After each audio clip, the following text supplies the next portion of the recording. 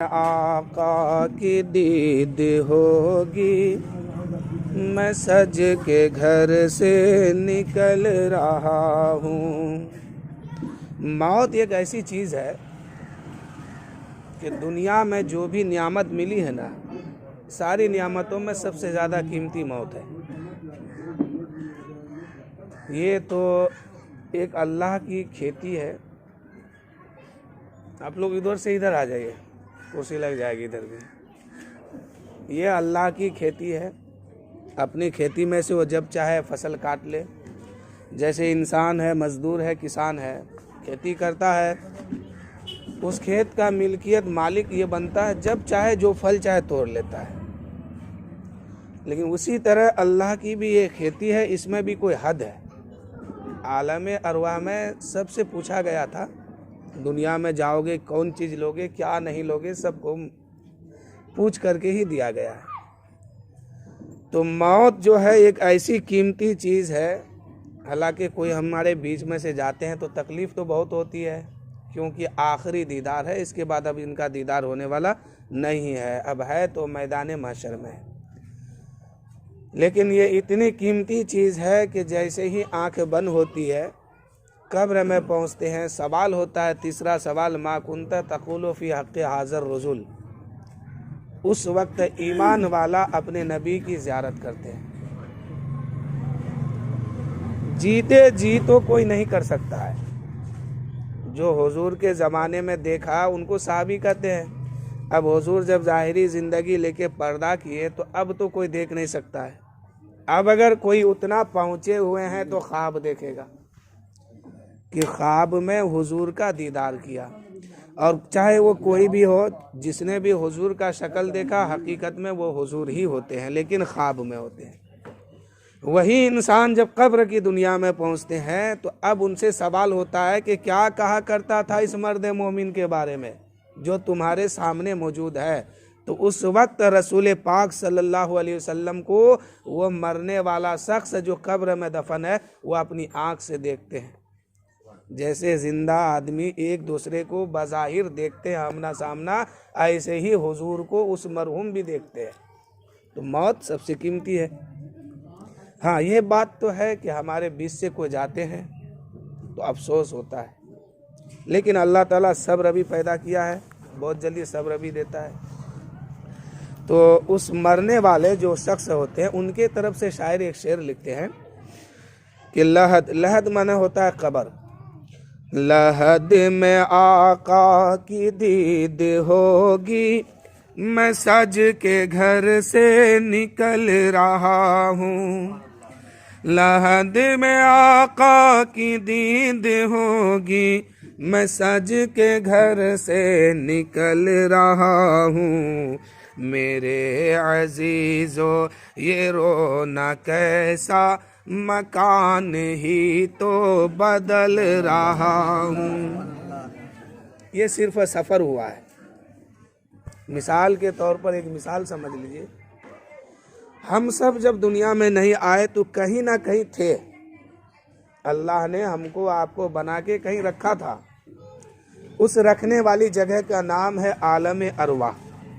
रूहों की दुनिया में थे, आप भी थे, हम भी थे, और होशो हवास में थे। वहां से जब सफर शुरू हुआ तो बाप के पुश्त पर आए, ये दूसरा सफर हो गया। फिर वहां से सफर शुरू किए तो माँ की शिकम पेट में आए, 3 सफर हो गया। अब फिर वहां से जब सफर हुआ तो दुनिया में आए। अब दुनिया से सफर शुरू हुआ तो कब्र की दुनिया में पहुंचे, जिसे बरज़ख कहा जाता है। अब वहां से जब हम सफर शुरू करेंगे तो क़यामत में पहुंचेंगे, हश्र के मैदान में। कितना हो गया? 6। अब वहां से जो सफर शुरू करेंगे तो आखिरी मंजिल पर पहुंचेंगे। 7 सफर इंसान को करना है, चाहे वो अपने वक्त का कोई भी हो। एक बुजुर्ग इंतकाल किए थे तो उनकी एक मुरीदा थी, वो बोली एक कैसा पीर है, इतना बड़ा पीर होकर के, इतनी बड़ी शोहरत, इतना बड़ा रुतबा होकर के मंगल के दिन मर गया। इनको तो पीर के दिन मरना चाहिए था, जुमरात के दिन मरना चाहिए था, जुमा के दिन मरना चाहिए था, लेकिन ये कैसा पीर है कि मंगल के दिन मर गया। कब्रिस्तान के गेट तक जनाजा पहुंचा था, ये बुढ़िया ताना मारी। तब तक वो जनाजे पे लेटने वाले बुजुर्ग जो मैयत थे उठ के बैठ गए और कह के, ओ मेरी मुरीदा, तुम मुझे ताना कस रही हो कि मैं मंगल के दिन मर गया, तुम मुझे मनहूस समझते हो, लो अब मैं मरूंगा ही नहीं, अब जुमेरात आएगा तभी मरूंगा। जब ऐसे हस्ती को मौत ने आके ले लिया और उनको जाना पड़ा, तो हम और आपका क्या ठिकाना, जाना तो पड़ेगा ही। आज इनकी बारी, कल उनकी बारी, किसी और की बारी। मौत से किसको रुस्तगारी है? आज मेरी तो कल आपकी बारी है, या कल आपकी तो परसों मेरी बारी है। वो बुजुर्ग कहने लगे, तुम ताना मारती हो कि मैं मंगल के दिन मर गया, मनहूस समझते हो, इसलिए जाओ, आज मैं नहीं मरूंगा, ना कब्र में जाऊंगा, अब मैं जुमरात आने के बाद ही मरूंगा। तो बड़े बड़े हस्तियां जो है सबको मौत आई, मौत से किसी को छुट्टी नहीं है।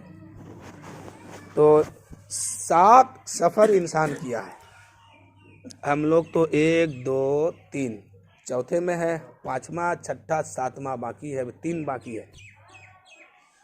तो वो जो आखिरी मंजिल है, चाहे तो जन्नत है या दोज़ख है। जन्नती जन्नत में पहुंच जाएंगे तो फिर ये कभी निकाला नहीं जाएगा और कभी मौत भी नहीं आएगी। मौत के ताल्लुक से एक जुमला और सुनिए। मौत सबके लिए है, हर शय के लिए मौत है, लेकिन सिर्फ एक बार है। एक बार जिसको मौत आ गई, अब वो दोबारा मौत उसको कभी नहीं आ सकती।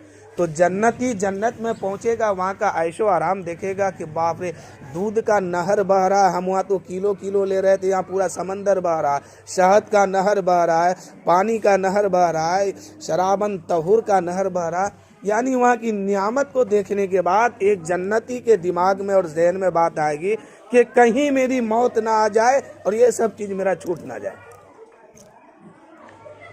और दोज़खी दोज़ख में यही तमन्ना करेगा कि काश मौत आती तो हम ख़त्म हो जाते, इस झमेला से बच जाते, इस अजाब से बच जाते। अब जब सारे लोगों का हिसाब किताब हो जाएगा तो जन्नत और दोज़ख के बीच में एक जगह होगा, गली है एक।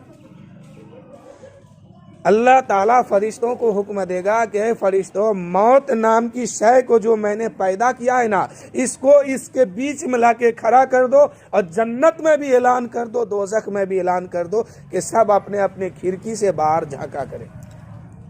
अब सारे लोग जो है अपने अपने खिड़की में मुंह लगाएंगे, जन्नती मायूस हो जाएंगे और ये सोचेंगे कि कहीं मुझे निकलने का हुक्म ना आ जाए, किसी जुर्म की वजह से निकलने का हुक्म ना आए। और दोज़खी खुशी मनाएगा कि कहीं हो सकता है कि यहाँ से निजात का जरिया मिलेगा। तब तक अल्लाह ताला एक नबी हज़रत यहया अलैहिस्सलाम है या फिर कोई दूसरे नबी है, उनके हाथ में छुरी यानी तलवार देंगे, तलवार देगा, इरशाद फरमाएगा कि इस मौत को कत्ल कर दो। सबके सामने मौत नाम की चीज़ वहाँ कत्ल हो जाएगी, मौत नाम की चीज़ कत्ल हो जाएगी, अब मौत नहीं आएगी।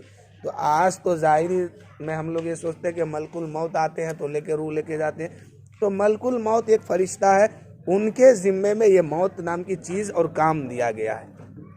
तो मलकुल मौत यानी हज़रत इज़राइल को नहीं कत्ल किया जाएगा, बल्कि जिसको मौत कहते हैं उसी शय को कत्ल किया जाएगा। अब मौत कभी नहीं आएगी।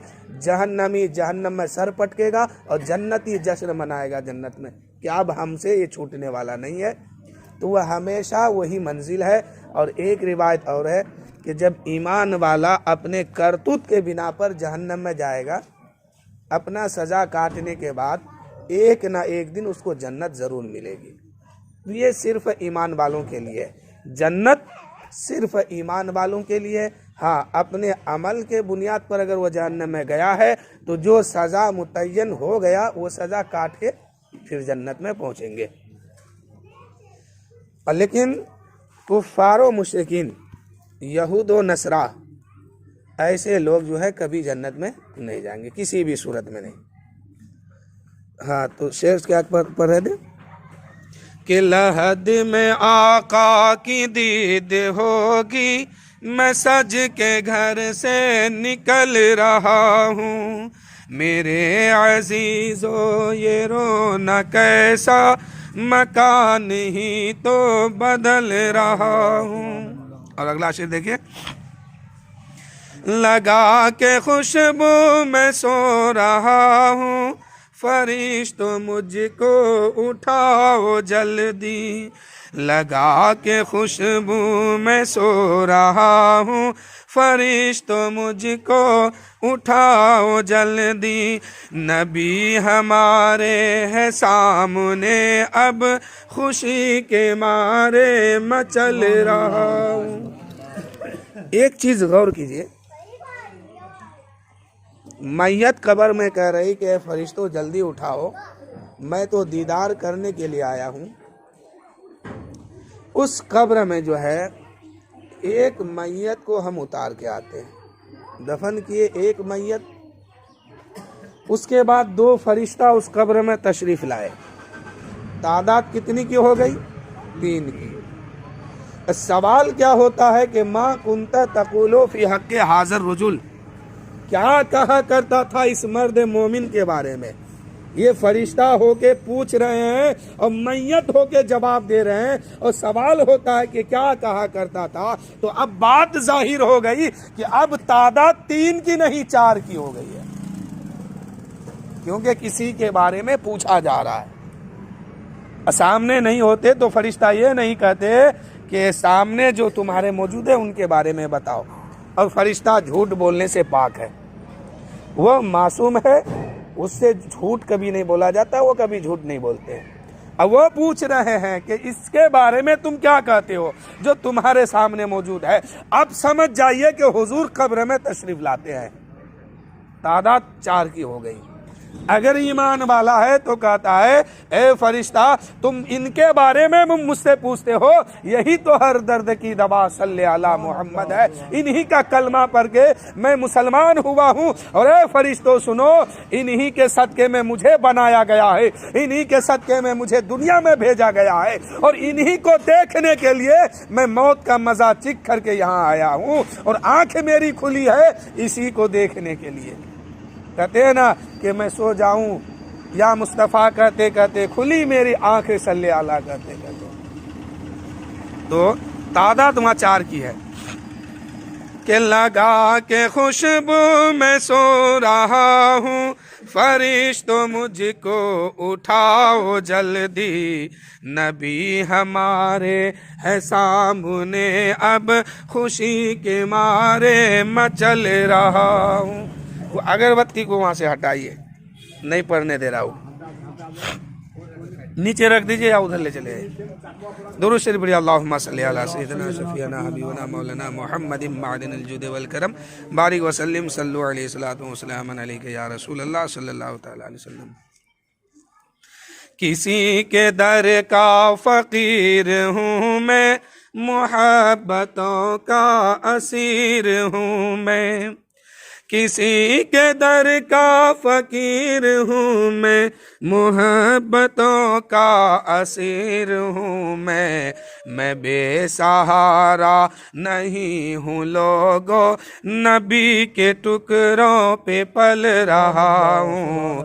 मेरे अजीजो ये रोना कैसा मकाम ही तो बदल रहा हूँ। और एक बात आप लोग बार बार सुने होंगे कि पुल से रात से हर आदमी को गुजरना होगा, यानी हजरत आदम से लेके जहाँ से दुनिया बनी है वहाँ से लेकर के जहाँ दुनिया खत्म होगी कयामत के दिन, इसके बीच में जितने इंसान आए हैं ना, चाहे औरत हो, मर्द हो, बूढ़ा हो, बच्चा हो, सबको उसी पुल से गुजरना होगा। और उस पुल का हाल जानते हैं, तलवार के धार से ज्यादा तेज है ये, और एक बाल जो है इस बाल से भी ज्यादा बारीक या महीन है वो, यानी पतला कह लीजिए, इस बाल से भी ज्यादा है, और उसी से सबको गुजरना है। वो पुल 500 साल का रास्ता है, वो कोई छोटा मोटा नहीं है कि आंख बंद किए दौड़ते हुए पार हो गए या छलांग लगा के कूद जाएंगे, नहीं। 500 साल उसमें कोई गुजरेगा, चलेगा, तब जाके इस पार से उस पार वो पहुंचेगा जन्नत में, और कट गया तो जहन्नम में गिरेगा वो, और सबको उससे गुजरना होगा।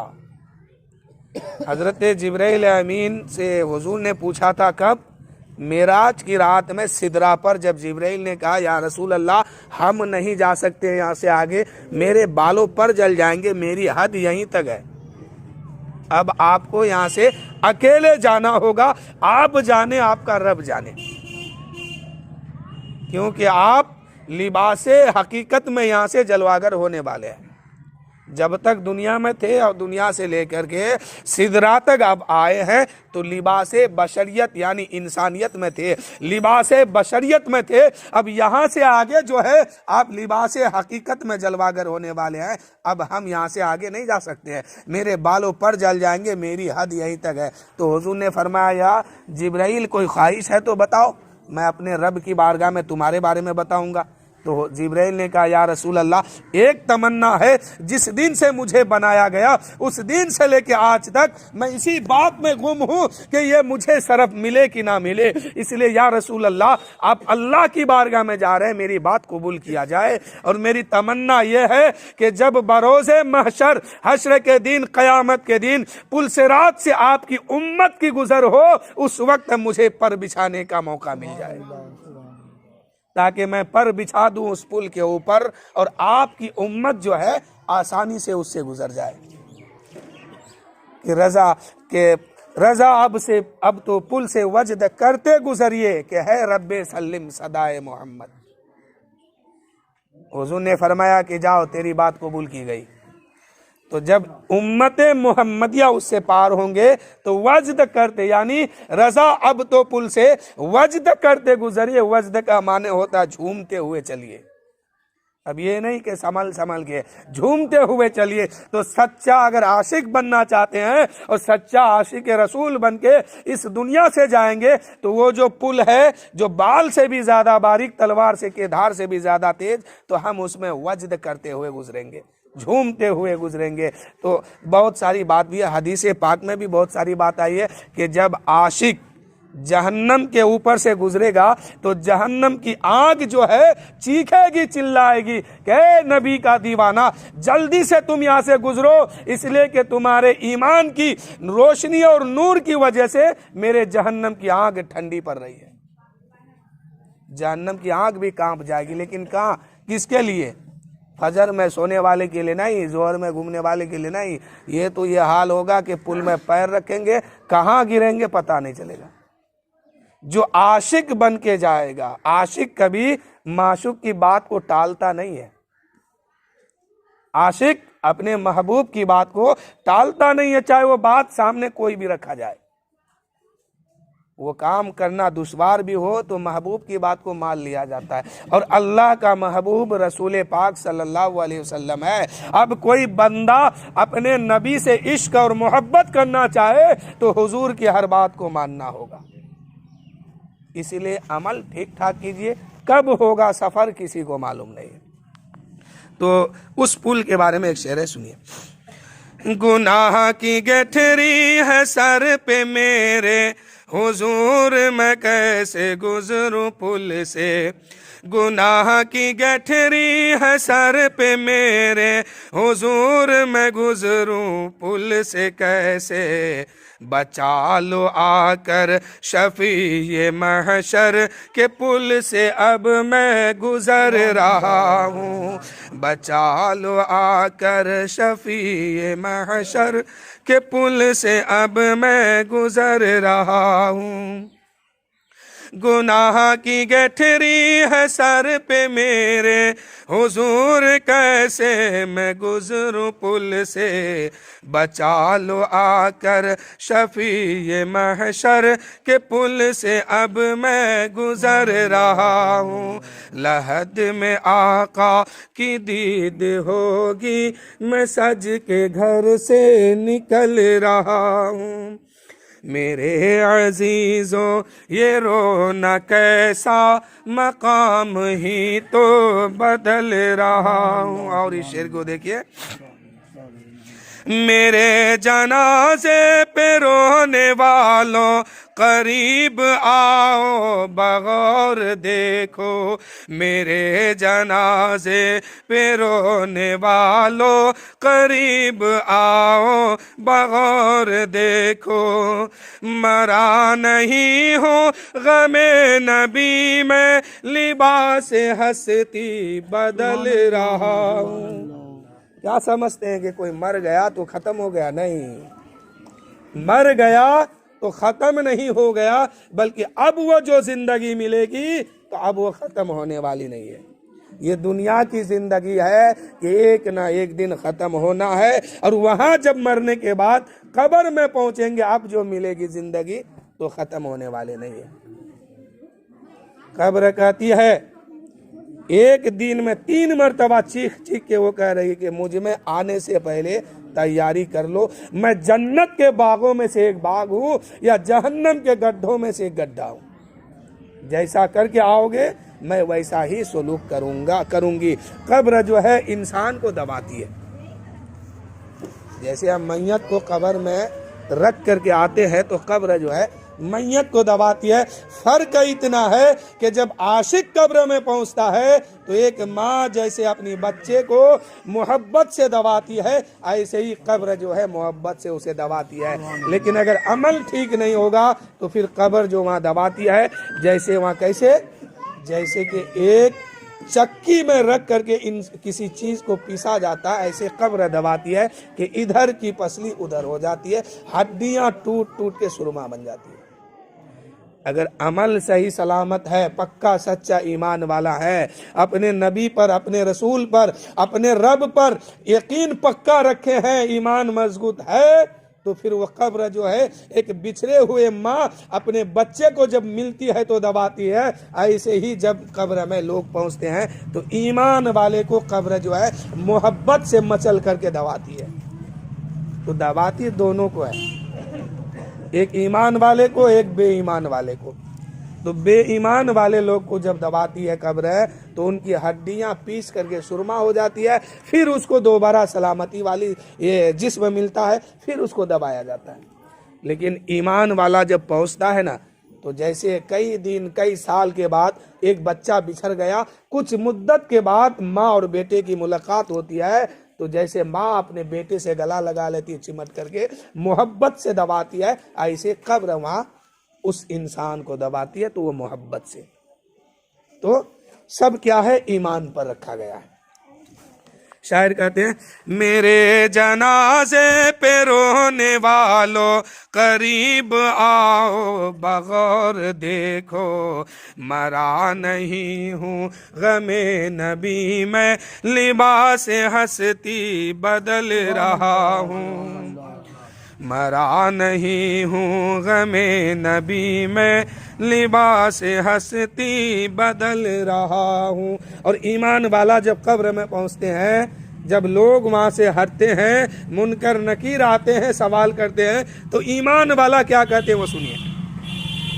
हो बाद में सवाल पहले, नकीरो आका का जिक्र छेरो, मिलन की सब है कफन पे अपनी, खुशी के मारे मचल रहा हूँ। हम तो गम मनाते हैं कि फलां शख्स से चले गए, लेकिन उस जाने वाले से पूछिए कि कितनी खुशी उसके अंदर है। यकीन होता है कि जितनी खुशी उसको जिंदगी में नहीं मिला होगा, उस जनाजे पे लेटने के बाद उसको मिल रही होगी। तो क्या कहते हैं कि हो बाद में सवाल पहले, नकीरो आका का जिक्र छेरो, मिलन की सब है कफन पे अपने, खुशी के मारे मचल रहा हूँ। और आखिरी शेर है, समाप्त कीजिए। बहुत कठिन है हसन ये रात, सुनाते रहिए नबी की नाते। वो रात इतनी कठिन होगी कि कभी उस मंजर के बारे में सुना भी नहीं, कभी उस मंजिल को देखा भी नहीं कि वहाँ होता क्या है। पहली बार जिंदगी में पहुंचे हैं, पहली मुलाकात कब्र से हुई है। वहाँ क्या तरीका है, क्या कानून है, क्या दस्तूर है, किस तरीके से रहना है, कोई नहीं जानता है। ऐसे आलम में लोग जब वहां से हटते हैं ना, तो मुनकर नकीर दो फरिश्ता उस कब्र में दाखिल होते हैं और जमीन को चीरते हुए उस कब्र में जाते हैं, उस मुर्दे को उठाते हैं झिंझोरते हुए। आंख खुलती है, हैबत में आते हैं कि मैं कहाँ था कहाँ गया। तब तक वो कहते हैं कि बड़ी कठिन है ये रातें, बहुत मुश्किल की ये घड़ी है। तब तक आशिक कहता है कि मुनकर नकीर तुम आए हो, ये बताओ मेरे नबी कहाँ है। मैंने तो दुनिया में सुना था मिलाद में कि हुजूर तशरीफ लाते हैं, मेरे नबी कहाँ है। तब तक तीसरा सवाल कहते हैं कि मन मा कुंत तकुलु फी हक़्क़ि हाज़िर रसूल, हुजूर का जलवा दिखाई देता। कहा लो इनके बारे में अब तुम बताओ क्या कहता था। अब वो कहते हैं कि तुम इनके बारे में मुझसे पूछते हो, मैं जो यहाँ तक आया हूँ ना, इन्हीं को देखने के लिए आया हूँ।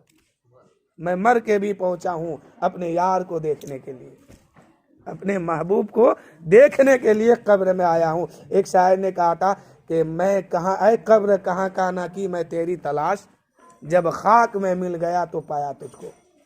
जीते जी इंसान अपनी कब्र को तलाश नहीं कर सकता है, कहाँ करेगा। शायद आप यहाँ करके जाइएगा, आपका बेटा पोता कहेगा नहीं ये ज़मीन मेरी है, यहाँ बचाना चाहिए, और जगह ले चलो। अब वहाँ तो आप कुछ कर नहीं पाइएगा। हालांकि उस वक्त आप देख रहे होंगे कि देखो मेरे साथ ये लोग ऐसा ऐसा कर रहा है, मैं कह के गया था फिर भी नहीं माना, लेकिन आपकी आवाज़ वहाँ कोई सुनने वाला नहीं होगा। क्यों कि इंसान और जिन्नात के अलावा सबकी आवाज़ वो सुन सब जो है उनकी आवाज़ सुनते हैं, बाकी ये दोनों चीज़ को सुनने का हुक्म नहीं दिया गया। इसीलिए कि इंसान और जिन्नात के अंदर नफ्स भी दिया गया, अक्ल भी दिया गया। मिसाल के तौर पर आप अगर किसी के कब्र की आवाज़ को सुन लेंगे कि सवाल इससे हुआ, बहुत परहेजगार आदमी था, बहुत मुत्तकी आदमी था, नमाजी आदमी था, कब्र में सवाल हुआ और जवाब नहीं दे पाया, फेल हो गया। आप तो आवाज़ सुन लिए, अब एक दिन अपने अंदर छुपाएंगे, 2 दिन छुपाएंगे, नफ्स जो अपने जोश में आएगा तो आप बुराई करना शुरू कर देंगे। देखो दुनिया में इतना अच्छा आदमी था, कब्र में गया तो सवाल में फेल हो गया। इसलिए रब ने सुनने का ही मौका नहीं छोड़ा है कि तुम सुनबे मत करो ताकि कहीं उसकी बुराई कर दोगे। जिन्नात और इंसान के अलावा हर शय जो है उनकी आवाज़ को उस वक्त सुनते हैं, यही दोनों शख्स को सुनने का मौका नहीं दिया गया, क्योंकि और शय जो है बुराई नहीं करते हैं और ये दोनों शय जो है पाकी भी बयान करते हैं, बुराई भी करते हैं, इसलिए दोनों से बचाए रखा गया इस आवाज़ को।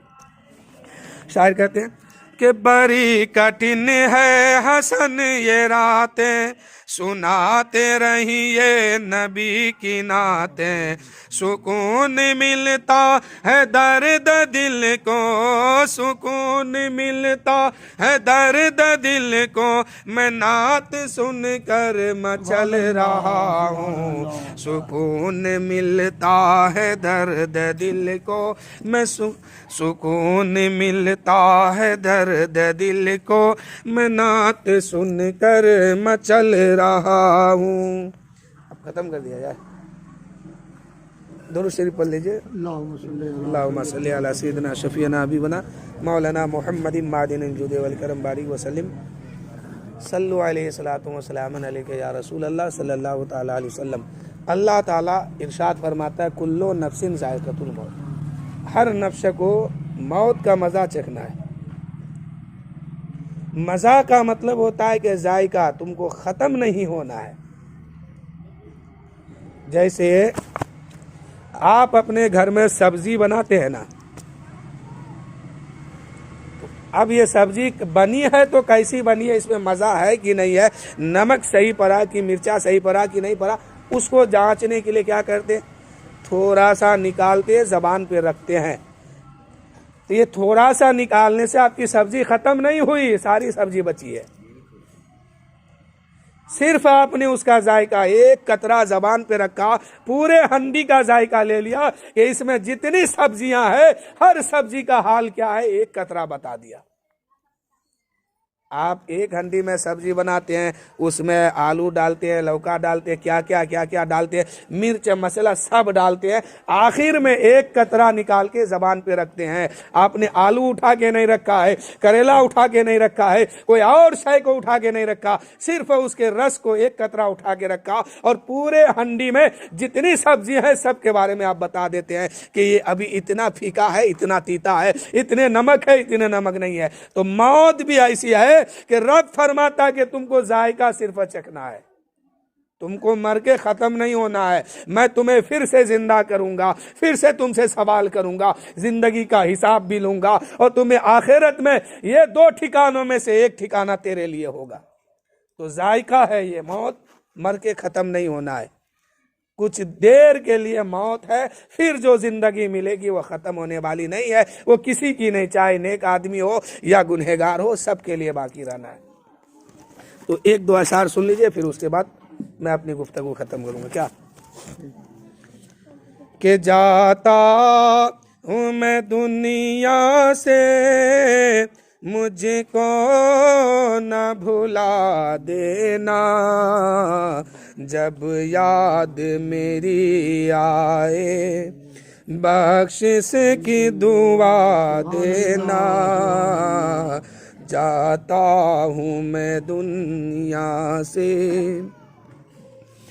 तुम चाहते हो मुझको मिल जाए अगर जन्नत, तुम चाहते हो मुझको मिल जाए अगर जन्नत, कुरान मुक़द्दस को पढ़ के सुना देना। इंसान जब तक जिंदा रहता है तो इसको दाना और पानी की जरूरत पड़ती है, यानी इसको टाइम से खाना चाहिए, टाइम से पानी चाहिए।